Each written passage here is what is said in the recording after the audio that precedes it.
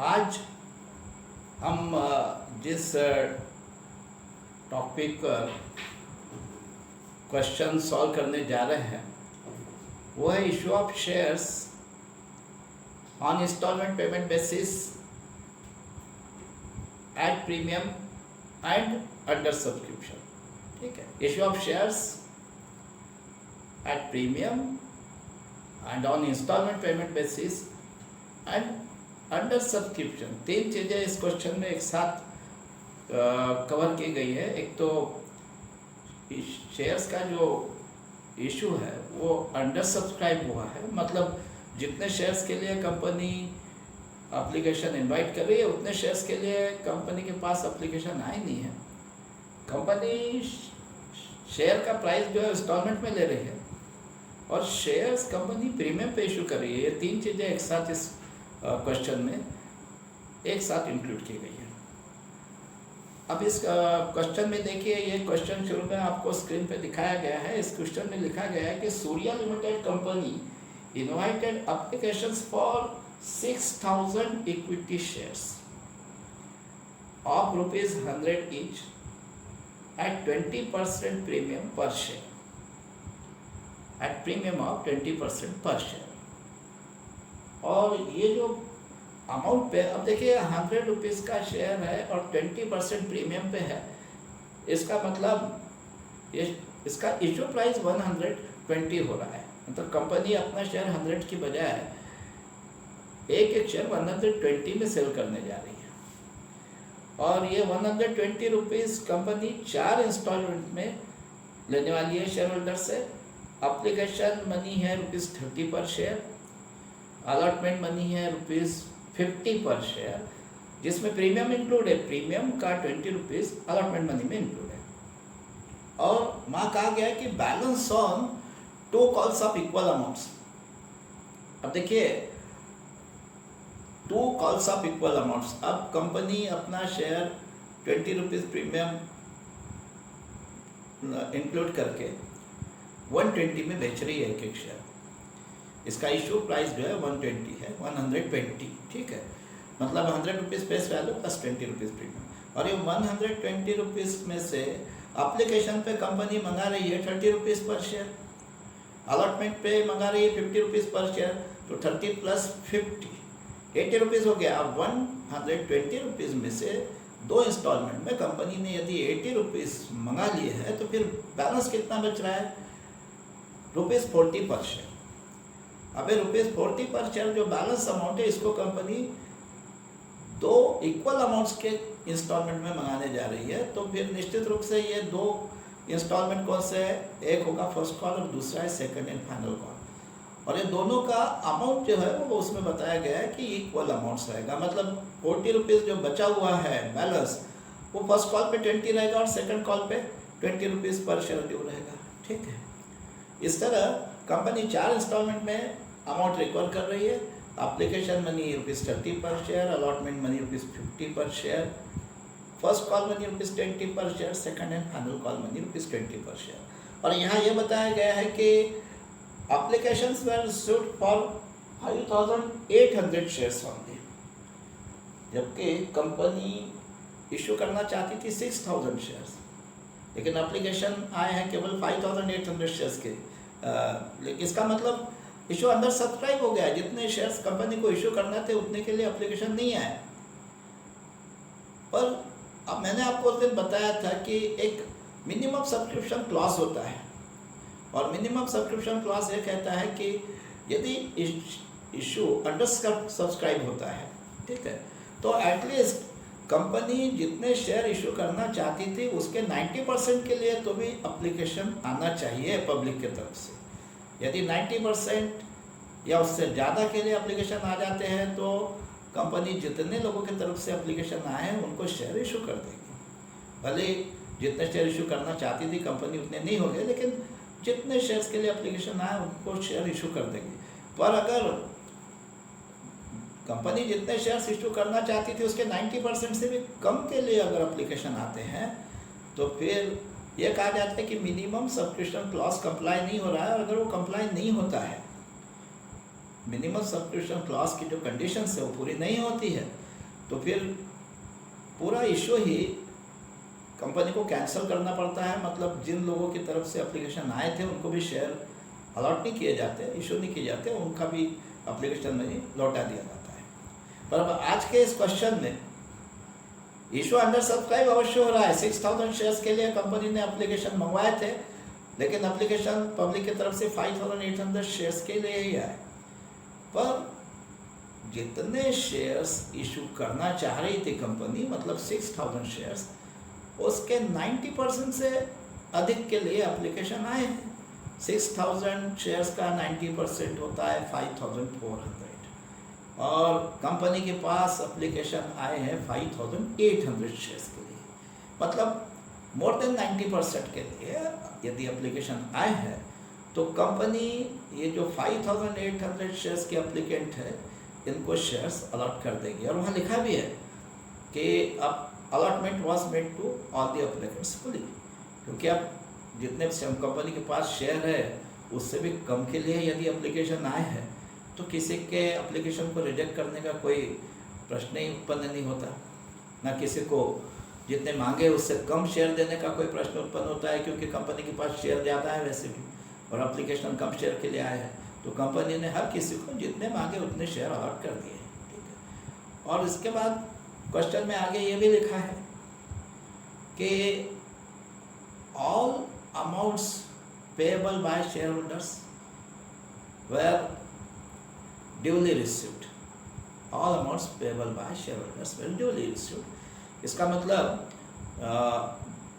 जितने भी instalment share holders पे ड्यू थे वो सारे इंस्टॉलमेंट हर शेयर होल्डर ने पे किए। ठीक है। अब इसमें एंट्रीज कैसी होंगी वो हम देख लेते हैं। ठीक है।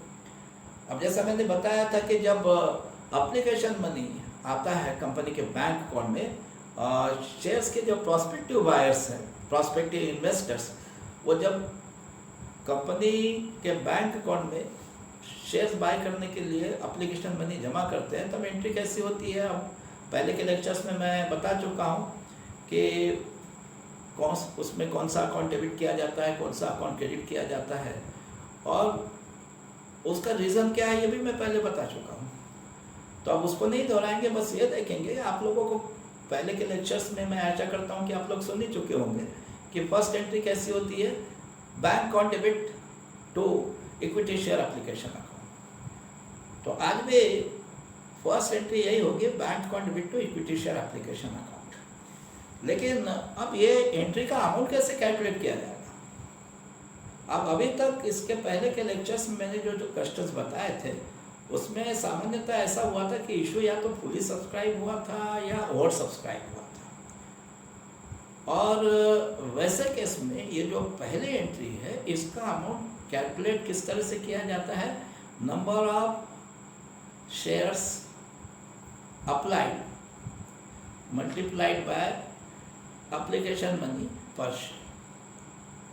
पर उसके बाद के एंट्रीज ओवर सब्सक्रिप्शन के केस में तो उसके बाद के जितने भी इंस्टॉलमेंट है उनका अमाउंट कैलकुलेट किस तरह किया जाता है, number of shares allotted into amount due on instalment per share. हर इंस्टॉलमेंट पे जितना अमाउंट ड्यू होगा उससे उसको मल्टीपल किया जाता है नंबर ऑफ शेयर्स अलॉटेड को। फर्स्ट एंट्री में केवल ये होता है कि नंबर ऑफ शेयर अप्लाइड को एप्लीकेशन मनी पर शेयर से मल्टीपल करके अमाउंट कैलकुलेट किया जाता है। शेयर्स एंट्रीज में क्योंकि और सब्सक्रिप्शन के केस में ऐसा होता है कि नंबर ऑफ शेयर अप्लाइड ज़्यादा रहते हैं और नंबर ऑफ शेयर अलॉटेड कम रहते हैं, तो बाद के जो एंट्रीज है उनका अमाउंट कैलकुलेट करते समय number of share allotted multiplied by amount of instalment per share, इस तरह उसका कैलकुलेशन किया जाता है। ये और सब्सक्रिप्शन के केस में मैंने बताया था, और सब्सक्रिप्शन के केस में ऐसा होता है।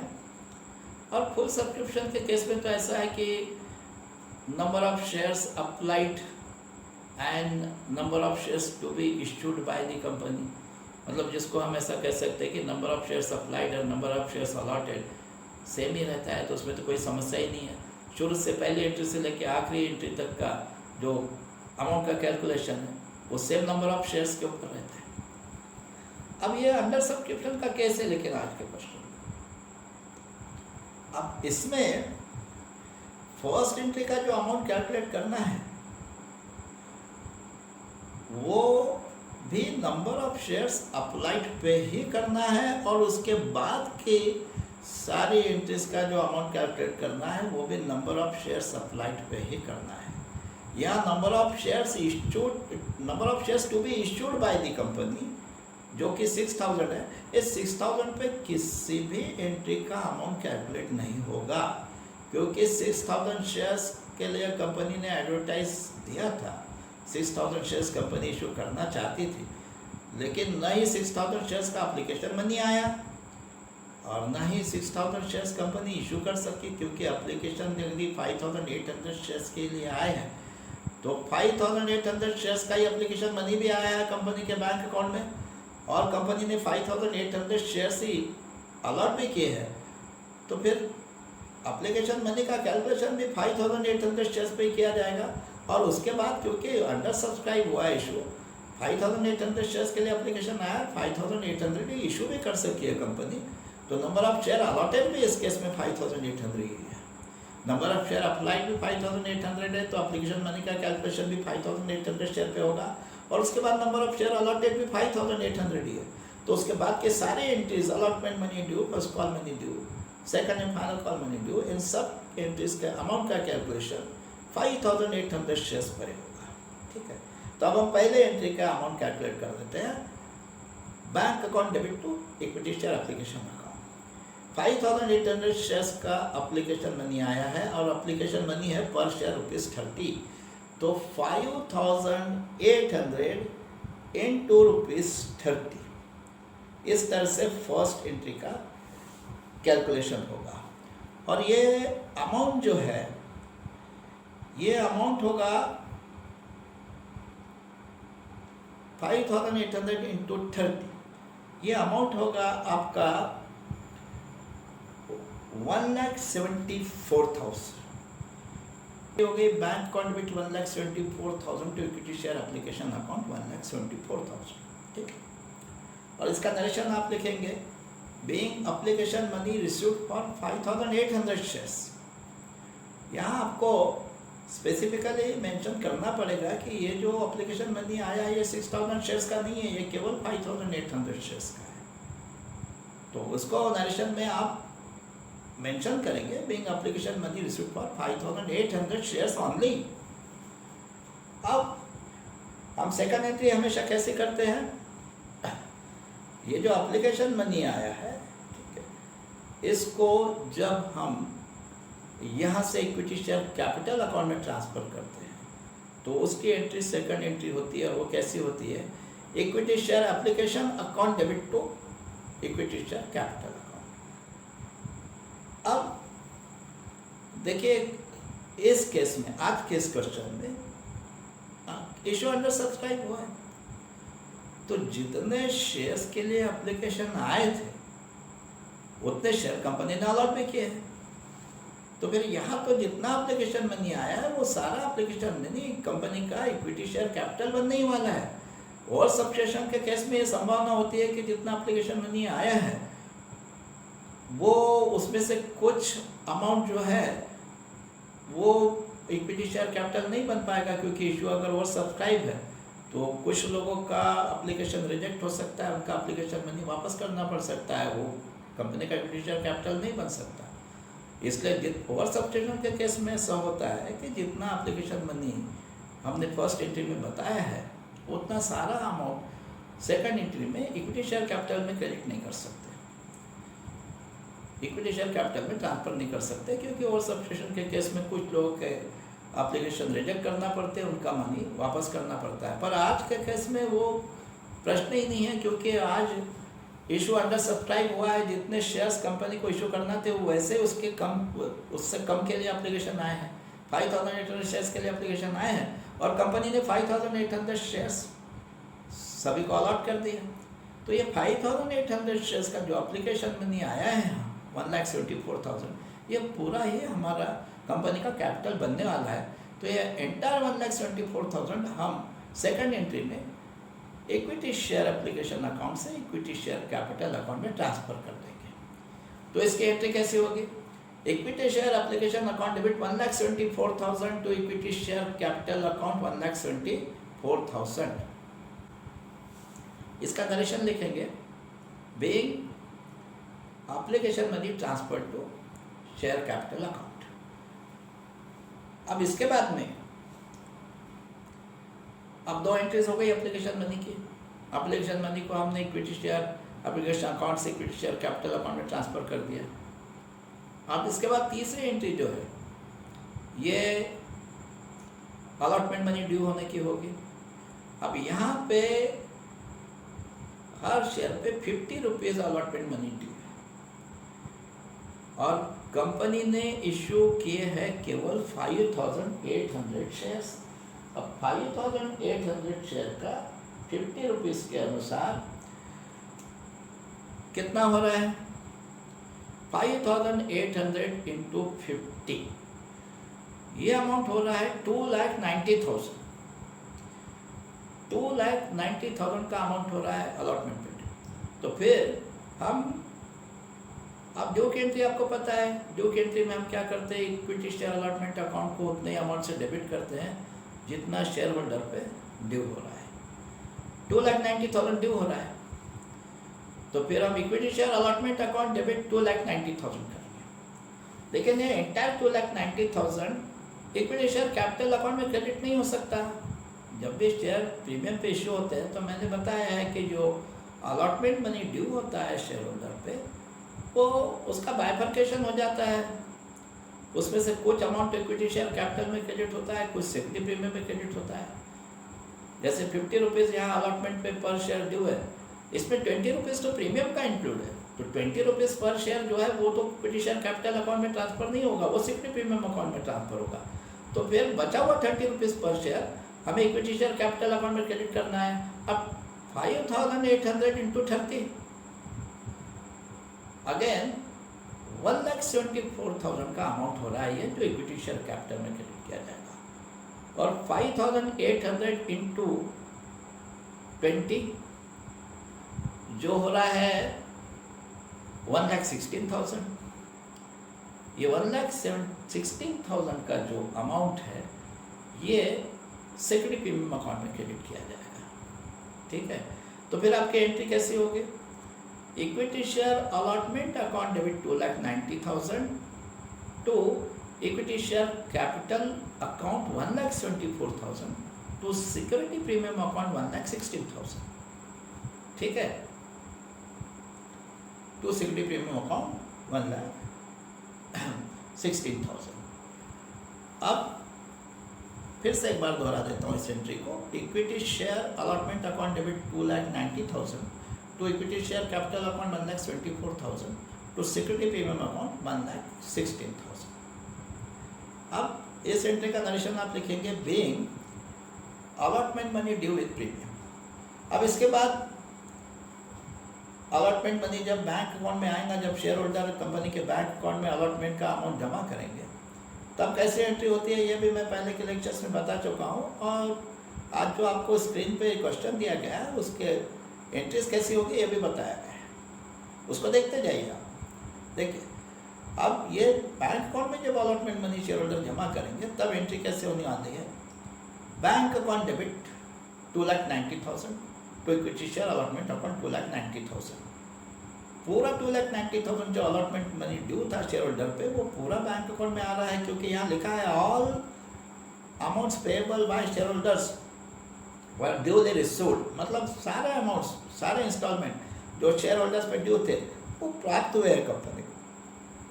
किसी भी शेयर होल्डर ने कोई इंस्टॉलमेंट पे नहीं किया, ऐसा कोई केस नहीं है यहाँ। इसका मतलब यदि अलॉटमेंट मनी शेयर होल्डर पे 2,90,000 ड्यू हो रहा था तो पूरा आ गया, इसलिए हम बैंक अकाउंट डेबिट 2,90,000 तो इक्विटी शेयर अलॉटमेंट अकाउंट 2,90,000 ऐसे एंट्री करेंगे यहाँ पे। अब ये जो इक्विटी शेयर अलॉटमेंट अकाउंट आपने ड्यू की एंट्री में डेबिट किया था 2,90,000 से, वो ये बता रहा था कि इक्विटी शेयर होल्डर पे 2,90,000 आपका ड्यू है। अब वो यदि पूरा बैंक अकाउंट में आ गया, रिकवर हो गया, तो वो जो अकाउंट है इक्विटी शेयर अलॉटमेंट अकाउंट जिसको आपने ड्यू की एंट्री में डेबिट किया था 2,90,000 से, उसको क्रेडिट इसलिए कर रहे हैं हम ताकि वो क्लोज हो जाए, क्योंकि पूरा 2,90,000 आ गया है इक्विटी शेयर अलॉटमेंट का, तो equity share allotment account close हो जाना चाहिए। ठीक है, अब वो पिछली एंट्री में यदि डेबिट किया था 2,90,000 से, तो उसको अब क्लोज करने के लिए हम 2,90,000 से क्रेडिट कर रहे हैं। तो एंट्री कैसी हो गई, bank contribute 2,90,000 to equity share allotment account 2,90,000। इसका नरेशन लिखेंगे आप, बेइंग अलॉटमेंट मनी रिसीव्ड। अब एप्लीकेशन मनी की 2 एंट्रीज हो गई, अलॉटमेंट मनी की 2 एंट्रीज हो गई। अब इसके बाद फर्स्ट कॉल मनी ड्यू है। अब मैंने ऐसा बताया कि शेयर तो 100 रुपीज़ का था, लेकिन यदि 20 रुपीज़ प्रीमियम पे था तो 120 का था, इसका मतलब उसका इशू प्राइस 120 था। इसमें से कंपनी एप्लीकेशन के साथ 30 रुपीज़ मांगा चुकी है, अलॉटमेंट के इंस्टॉलमेंट पे ₹50, तो 30 + 50 80 रुपीज़ तो हो गया।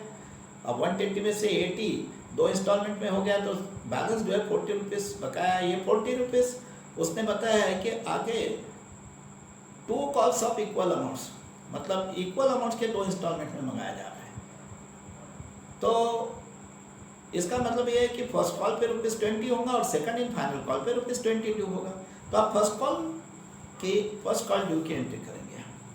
अब आपको पता है कि जब फर्स्ट कॉल मनी ड्यू होता है शेयर होल्डर पे, तो उसकी एंट्री कैसी होती है, equity share first call account debit to equity share capital account. अब यहाँ इस फर्स्ट कॉल का मनी जो कैलकुलेट करना है वो भी 5,800 शेयर्स पे करेंगे। 6,000 से कोई संबंध ही नहीं रह गया। 6,000 शेयर्स के लिए कंपनी ने एप्लीकेशन जरूर इनवाइट किए थे, लेकिन एप्लीकेशन 5,800 शेयर्स के लिए मिले थे कंपनी को, और इसलिए कंपनी ने अलॉट भी 5,800 शेयर्स ही किए। जितने शेयर्स अलॉट किए हैं शेयर होल्डर को, उतने शेयर पे हर इंस्टॉलमेंट का अमाउंट लिया जाएगा। तो यहाँ फर्स्ट कॉल मनी में जो ड्यू होगा ये 5,800 शेयर्स पे कैलकुलेट करना है, और फर्स्ट कॉल मनी पर शेयर ₹20। तो 5,800 इंटू 20, 1,16,000 का अमाउंट ड्यू हो रहा है शेयर होल्डर पे। तो फिर इसकी एंट्री कैसी होगी, equity share first call account debit 1,16,000 to equity share capital account 1,16,000, 1,16,000। और इसका नरेशन क्या लिखेंगे, being first call money due, equity share first call account debit 1,16,000 to equity share capital account 1,16,000, being first call money due. और ये first call का 1,16,000 भी अब company के बैंक अकाउंट में पूरा आ गया, क्योंकि सारे शेयर होल्डर ने सारे इंस्टॉलमेंट पे किए। तो ये फर्स्ट कॉल का भी 1,16,000 पूरा आ गया है कंपनी के बैंक अकाउंट में। अब कंपनी के बैंक अकाउंट में जब ये रिसीव होगा तब एंट्री कैसी होगी, bank account debit 1,16,000 to equity share first call upon 1,16,000। Equity share first call account को 1,16,000 से इसलिए क्रेडिट कर रहे हैं हम कि उसको equity share first call due की एंट्री में हमने डेबिट 1,16,000 से किया था, और वो 1,16,000 यदि पूरा रिकवर हो गया है शेयर होल्डर से, तो वो अकाउंट क्लोज हो जाना चाहिए। इसलिए अब जब बैंक अकाउंट में 1,16,000 आ रहा है, तो हम equity share first call account को 1,16,000 से क्रेडिट कर देंगे, ताकि पहले वो डेबिट हुआ 1,16,000 से, अब वो अकाउंट 1,16,000 से क्रेडिट हो जाए, उसके दोनों साइड की टोटल इक्वल हो गई, उसमें कोई बैलेंस नहीं दिखाई दे रहा, इसका मतलब अकाउंट क्लोज हो गया, फर्स्ट कॉल मनी पूरा आ गया है। ठीक है, तो अब ये हो गए फर्स्ट कॉल मनी रिसीव्ड की एंट्री। इसका नरेशन लिखेंगे, being first call money received on all shares. अब इसके बाद एक इंस्टॉलमेंट रह गया, सेकंड एंड फाइनल कॉल। अब जैसे मैंने पहले बता दिया कि सेकंड एंड फाइनल कॉल पे भी बचा कितना है, 20 रुपीज़ पर शेयर देना बचा है, तो सेकंड एंड फाइनल कॉल पे भी 20 रुपीज़ पर शेयर ड्यू है। तो जब सेकंड एंड फाइनल कॉल पे भी उतना ही अमाउंट ड्यू है जितना फर्स्ट कॉल पे था, तो फिर सेकंड एंड फाइनल कॉल का अमाउंट भी फर्स्ट कॉल का जितना अमाउंट था उतना ही आएगा, 1,16,000। और इसके ड्यू की एंट्री कैसी होगी, equity share second and final call account debit 1,16,000 to equity share capital account 1,16,000, equity share second and final call account debit 1,16,000 to equity share capital account 1,16,000। और इसका नरेशन लिखा जाएगा, being second and final call money due. अब ये second and final का 1,16,000 भी सारे share holder ने भर दिया है, कंपनी के बैंक अकाउंट में जमा कर दिया है। तो फिर इसकी बैंक अकाउंट में जब ये मनी रिसीव होगा तब कैसी एंट्री होती है आप जानते हो। Bank account debit 1,16,000 to equity share second and final call upon 1,16,000। ठीक है, equity share second and final call जो ड्यू की एंट्री में डेबिट किया गया था 1,16,000 से, आपको क्रेडिट कर दिया जाएगा 1,16,000 से, क्योंकि जितना अमाउंट ड्यू था सेकंड एंड फाइनल कॉल पे उतना पूरा आ गया है, तो अकाउंट क्लोज होना चाहिए। तो आप ड्यू की एंट्री में यदि उसे 1,16,000 से डेबिट किया है तो आप उसको बैंक अकाउंट जब डेबिट करेंगे 1,16,000 से, तो उसके अगेंस्ट में equity share second and final call account को 1,16,000 से हम क्रेडिट कर देंगे ताकि वो अकाउंट क्लोज हो जाए। तो अब एंट्री कैसी हो गई, bank account debit 1,16,000 to equity share second and final call account 1,16,000, और इसका नरेशन लिखिए, being second and final call money received on all shares। अब ये आज के प्रॉब्लम में जितनी एंट्रीज थी ये सारी एंट्रीज मैंने आपको बता दी। कुछ सावधानियां मैंने इसके बारे में आपको फिर से दोहराना चाहता हूँ, इसके पहले मैंने बताई नहीं थी। देखिए, जब भी शेयर्स प्रीमियम पे इशू होते हैं तो ये प्रीमियम का अमाउंट नॉर्मली अलॉटमेंट मनी में इंक्लूड होता है, ऐसा क्वेश्चन में ही बताया गया होता है। यदि ये अलॉटमेंट मनी में इंक्लूड है, अलॉटमेंट वाले इंस्टॉलमेंट में, तो जब अलॉटमेंट मनी ड्यू का एंट्री हम करते हैं तब ये अलॉटमेंट का जो अमाउंट ड्यू है शेयर होल्डर पे, इसको इक्विटी शेयर अलॉटमेंट अकाउंट में डेबिट करके उसको बाद में क्रेडिट करते समय उसका बाइफर्केशन कर देना चाहिए। उसमें से जितना प्रीमियम का अमाउंट है वो सिक्योरिटी प्रीमियम अकाउंट में क्रेडिट करना चाहिए, और जो बचा हुआ अमाउंट है वो इक्विटी शेयर कैपिटल अकाउंट में क्रेडिट करना चाहिए, क्योंकि प्रीमियम का अमाउंट शेयर कैपिटल अकाउंट में नहीं जाएगा। और ये बाइफर्केशन आपको अलॉटमेंट मनी ड्यू की एंट्री में ही करना चाहिए। ये बाइफर्केशन कभी भी अलॉटमेंट मनी जब बैंक अकाउंट में आता है तो बैंक अकाउंट में अलॉटमेंट मनी रिसीव्ड होने वाली एंट्री में नहीं किया जाता।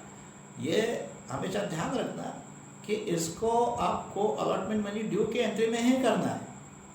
बाद में जब अलॉटमेंट मनी बैंक अकाउंट में आएगा तब कोई बाइफर्केशन नहीं, तब तो बस बैंक अकाउंट में अलॉटमेंट मनी जितना आया उतने अमाउंट से बैंक अकाउंट को डेबिट करना है, ठीक है, और उतना ही amount equity share allotment account में क्रेडिट करना है, ठीक है।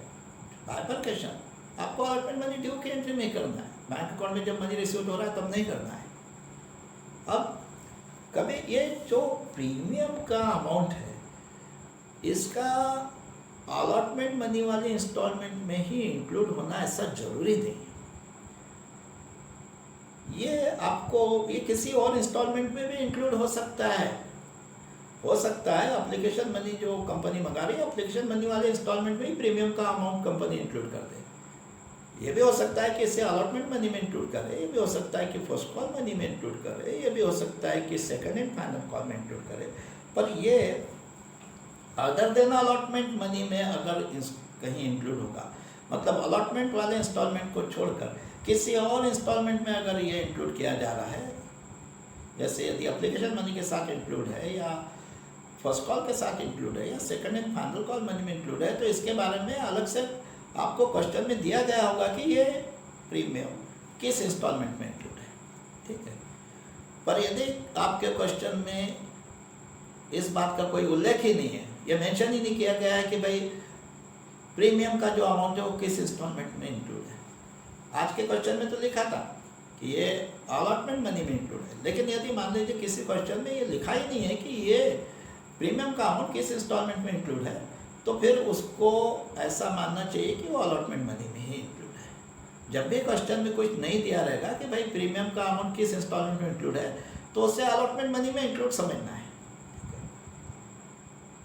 और यदि वो अलॉटमेंट के अलावा किसी और इंस्टॉलमेंट में इंक्लूड होता है तो उसके बारे में क्वेश्चन में आपको अलग से बताया जाता है, ठीक है, कि एप्लीकेशन मनी में इंक्लूड है या फर्स्ट कॉल में इंक्लूड है या सेकंड एंड फाइनल कॉल में इंक्लूड है, ठीक है। उस अनुसार आप एंट्री करेंगे। और यदि कुछ नहीं दिया है तो इसको अलॉटमेंट मनी में ही इंक्लूड मानेंगे और ऐसे एंट्री करेंगे। उसका अलॉटमेंट मनी ड्यू के एंट्री करते समय बाइफर्केशन करेंगे, प्रीमियम का अमाउंट सिक्योरिटी प्रीमियम अकाउंट में क्रेडिट करेंगे और बाकी कैपिटल अकाउंट में, ठीक है। और आपको यदि क्वेश्चन में दिया ही है कि भाई अलॉटमेंट मनी में इंक्लूड है, तो फिर भी यही करेंगे जो आज किया, अलॉटमेंट मनी ड्यू की एंट्री में ही कुछ अमाउंट इक्विटी शेयर कैपिटल में क्रेडिट करेंगे और प्रीमियम का amount equity share security premium account में क्रेडिट करेंगे, है जैसा आज किया है। ठीक है, यदि आपको क्वेश्चन में स्पष्ट रूप से दिया ही है कि ये अमाउंट प्रीमियम का अलॉटमेंट मनी में इंक्लूड है, तो फिर अलॉटमेंट मनी ड्यू की एंट्री में करेंगे, इसको निश्चित है। तब तो प्रीमियम का अमाउंट सिक्योरिटी प्रीमियम अकाउंट में क्रेडिट कर देंगे और बाकी इक्विटी शेयर कैपिटल में। ये बाइफरकेशन अलॉटमेंट मनी ड्यू की एंट्री में होगा। अब कभी कभी ये भी हो सकता है कि ये प्रीमियम का अमाउंट किसी एक इंस्टॉलमेंट में इंक्लूड न करते हुए कंपनी इसको भी थोड़ा थोड़ा डिवाइड करके अलग अलग इंस्टॉलमेंट में इंक्लूड करते हैं। जैसे मान लीजिए आज के इस क्वेश्चन में प्रीमियम का अमाउंट है ₹20। ये ₹20 प्रीमियम जो था, ठीक है, ये आपका हो सकता था। अब जैसे आपके क्वेश्चन में तो बताया था कि अलॉटमेंट मनी वाला जो इंस्टॉलमेंट है उसमें पूरा ₹20 प्रीमियम इंक्लूड है, ठीक है। लेकिन इसको कंपनी ये भी कर सकती थी कि ₹20 का जो प्रीमियम है इसमें से ₹10 प्रीमियम एप्लीकेशन मनी में इंक्लूड कर दे और ₹10 अलॉटमेंट मनी, इसको भी दो पार्ट में डिवाइड कर दे। ₹20 का जो प्रीमियम है पर शेयर उसमें से ₹10 एप्लीकेशन मनी के साथ इंक्लूड और ₹10 अलॉटमेंट मनी के साथ। या ये भी हो सकता था कि इसको भी प्रीमियम के भी अमाउंट को 4 पार्ट में डिवाइड करें। ₹20 है ना पर शेयर, तो ₹5 एप्लीकेशन मनी में इंक्लूड कर दिया, ₹5 अलॉटमेंट मनी में इंक्लूड कर दिया, ₹5 फर्स्ट कॉल में और ₹5 सेकेंड एंड फाइनल कॉल में। ये भी हो सकता था कि प्रीमियम को भी अलग अलग इंस्टॉलमेंट में डिवाइड करके कंपनी शेयर होल्डर से ले रही। अब उस तरह के अगर क्वेश्चन आते हैं जिसमें प्रीमियम भी एक से अधिक इंस्टॉलमेंट में इंक्लूड है, मतलब अलॉटमेंट मनी में पूरा की पूरा प्रीमियम इंक्लूड नहीं है, हो सकता है एप्लीकेशन में भी थोड़ा बहुत इंक्लूड है, अलॉटमेंट में भी इंक्लूड है, ठीक है। ये भी हो सकता है कि जितने इंस्टॉलमेंट में सब में थोड़ा थोड़ा इंक्लूड है। तो ऐसे अगर क्वेश्चन आते हैं तो उसमें कैसे एंट्रीज होगी, ये हम अगले लेक्चर में देखेंगे। बस मैं आपको प्रीमियम के बारे में बता दूं कि प्रीमियम जरूरी नहीं है कि अलॉटमेंट मनी वाले इंस्टॉलमेंट में इंक्लूड हो। यदि अलॉटमेंट मनी वाले इंस्टॉलमेंट में इंक्लूड है, ऐसा क्वेश्चन में दिया है, तो जैसी एंट्री आज की थी अपने अलॉटमेंट मनी ड्यू की, वैसी एंट्री करेंगे। और यदि कुछ भी नहीं दिया है क्वेश्चन में कि ये प्रीमियम का अमाउंट किस इंस्टॉलमेंट में इंक्लूड है, तब भी उसको अलॉटमेंट मनी में इंक्लूड मान के आज जैसी एंट्री की थी equity share allotment money due की, वैसी एंट्री करेंगे। पर यदि क्वेश्चन में अलग से स्पेसिफिकली मेंशन किया है कि भाई ये प्रीमियम का अमाउंट अलॉटमेंट मनी में नहीं किसी और इंस्टॉलमेंट में इंक्लूड है, या प्रीमियम का अमाउंट अलॉटमेंट मनी के साथ साथ थोड़ा थोड़ा और भी इंस्टॉलमेंट में इंक्लूड है, उस केस में कैसी एंट्री होगी, ये हम अगले लेक्चर में देखेंगे। आज के लेक्चर में इतना काफ़ी है। तो मैं आशा करता हूँ कि जो कुछ भी मैंने एंट्रीज यहाँ आपको बताई, जो कुछ भी समझाया, वो सब आपको भली बात ही समझ गया होगा। और एंट्रीज आपको स्क्रीन पे, क्वेश्चन भी स्क्रीन पे दिया जा रहा है, उसके एंट्रीज जो मैंने यहाँ एक्सप्लेन की है वो भी आपको स्क्रीन पे डिस्प्ले की गई है। तो मैं आज का ये लेक्चर यहीं समाप्त करता हूँ। बाकी हम अगले लेक्चर में देखेंगे। अगले लेक्चर में जहाँ तक संभव है हम ऐसा क्वेश्चन सॉल्व करेंगे जिसमें प्रीमियम का अमाउंट केवल अलॉटमेंट मनी में ही इंक्लूड ना होते हुए थोड़ा थोड़ा अलग अलग इंस्टॉलमेंट में इंक्लूड है। पूरा प्रीमियम का अमाउंट, इंटायर प्रीमियम का अमाउंट अलॉटमेंट मनी में इंक्लूड ना करते हुए अदर देन अलॉटमेंट मनी बाकी के जो इंस्टॉलमेंट है उनमें भी थोड़ा थोड़ा इंक्लूड किया गया है। जैसे हो सकता है प्रीमियम का आधा अमाउंट एप्लीकेशन मनी के साथ इंक्लूड बताया गया है और आधा अलॉटमेंट के साथ। या जैसे मैंने बताया प्रीमियम के अमाउंट को भी 4 पार्ट में डिवाइड करके कुछ एप्लीकेशन मनी में इंक्लूड किया है, कुछ अलॉटमेंट मनी में, कुछ फर्स्ट कॉल में, कुछ सेकंड कॉल में। ऐसे क्वेश्चंस हम अगले लेक्चर में सॉल्व करने की कोशिश करेंगे। अगले लेक्चर में ऐसे क्वेश्चंस के बारे में मैं कैसी एंट्री हो सके ये एक्सप्लेन करूँगा। आज का लेक्चर मैं यहीं समाप्त करता हूँ।